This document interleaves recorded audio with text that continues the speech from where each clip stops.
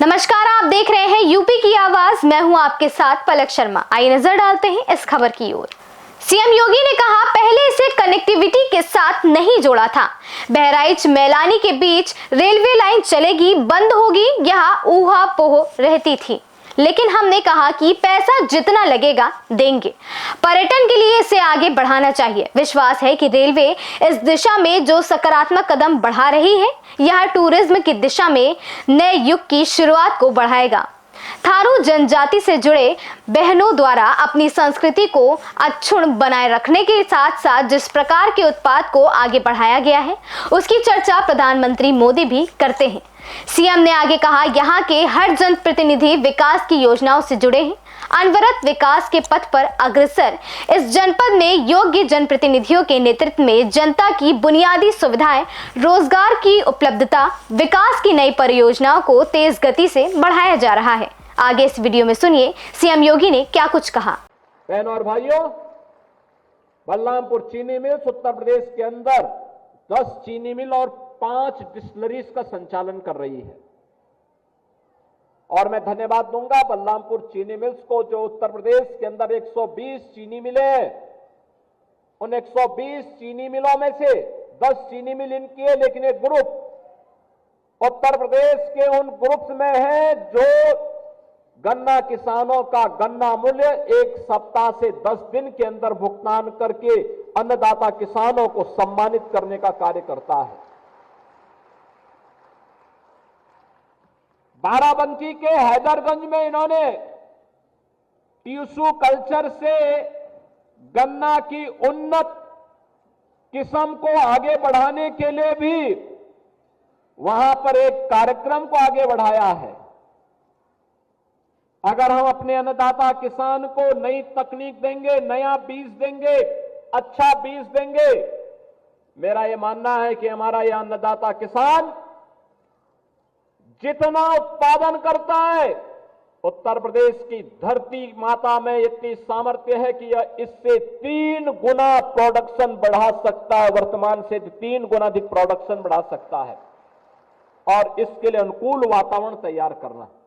यह अनुकूल वातावरण तभी तैयार होगा जब सरकार, निजी तंत्र और जनता जनार्दन तीनों मिलकर के सामूहिक प्रयास करेंगे, तो उसके परिणाम हम सबके सामने आएंगे।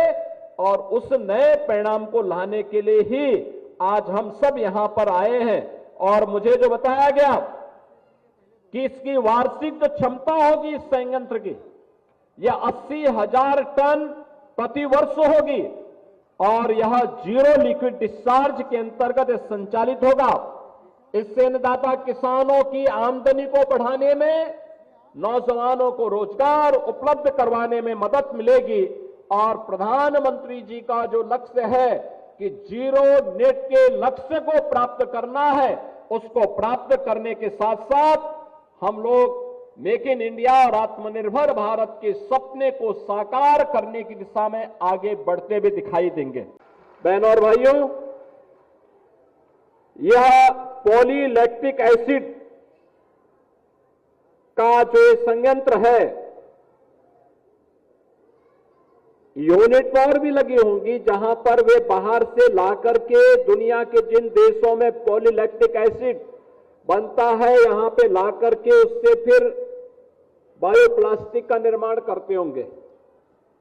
लेकिन कोई चीनी मिल या कोई उद्योग पॉलीलैक्टिक एसिड का निर्माण करे और वहीं पर बायोप्लास्टिक के माध्यम से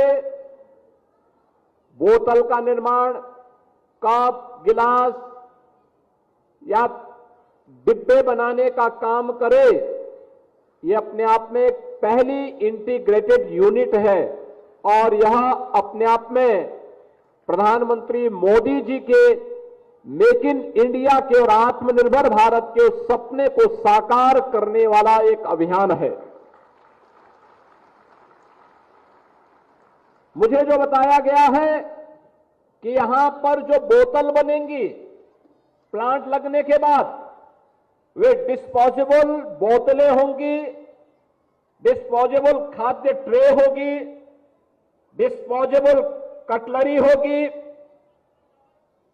दही आइसक्रीम से जुड़े हुए कप होंगे, कैरी बैग जो होगा, ये सब इससे बनेंगी और वो अपने आप ही 3 महीने से 6 महीने के अंदर मिट्टी में मिलकर के अपने आप ही उसमें डिसॉल्व हो जाएंगे। उसको फिर से रिसाइकिल भी किया जा सकता है, यानी हर प्रकार से उपयोगी होगी। यानी पर्यावरण को बचाने के लिए प्रधानमंत्री मोदी जी का जो अभियान है और पूरी दुनिया आज जिसके लिए चिंतित है, उस चिंता से मुक्त करने के लिए बलरामपुर चीनी मिल्स लिमिटेड ने एक बड़ी पहल को आगे बढ़ाया है और 2850 करोड़ रुपए के निवेश के साथ यहां पर सैकड़ों नौजवानों के रोजगार के साथ आज चीनी मिल्स लिमिटेड यहां आगे आई है और जिसका परिणाम है कि हमें भी सुबह सुबह इस आयोजन में भागीदार बनने का अवसर महाकुंभ के आयोजन के अवसर पर प्राप्त हो रहा है। इस खबर में बस इतना ही। ऐसी ही खबरों से जुड़े रहने के लिए देखते रहें यूपी की आवाज।